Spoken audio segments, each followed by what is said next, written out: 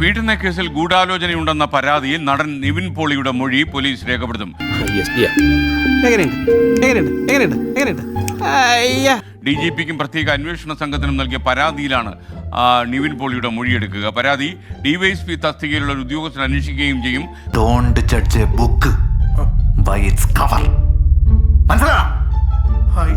പരാതിക്കാരി പറയുന്നത് ദുബായിൽ വെച്ചുകൊണ്ട് പീഡിപ്പിച്ചു എന്നാണ്. പക്ഷേ ഈ പീഡനം നടന്നു എന്ന് പരാതിക്കാരി പറയുന്ന ദിവസം താൻ കേരളത്തിൽ തന്നെ ഉണ്ടായിരുന്നു എന്നും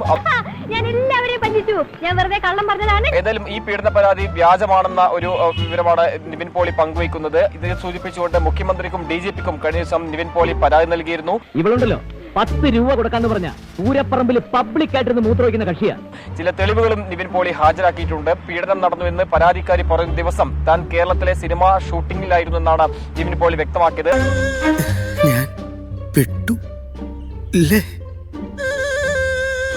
പരാതിക്കാരിയുടെ പരാതിയിൽ നേരത്തെ തന്നെ ചില പൊരുത്തക്കേടുകൾ ഉണ്ടെന്ന് മൊഴിയിൽ ചില പൊരുത്തക്കേടുകൾ ഉണ്ടെന്ന് അന്വേഷണ സംഘം വ്യക്തമാക്കിയിരുന്നു.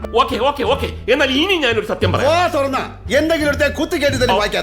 ഈ പരാതിയിൽ ഉറച്ചു നിൽക്കാൻ തന്നെയാണ് തീരുമാനം.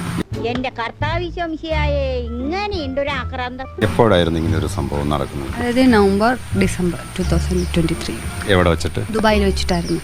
അതെ. Flash back. 14 നിവിൻ ഉണ്ടായിരുന്നത് വർഷങ്ങൾക്ക് ശേഷം എന്ന സിനിമയുടെ സെറ്റിലാണ്. മനസ്സിലായി, ഉടായിപ്പല്ലേ?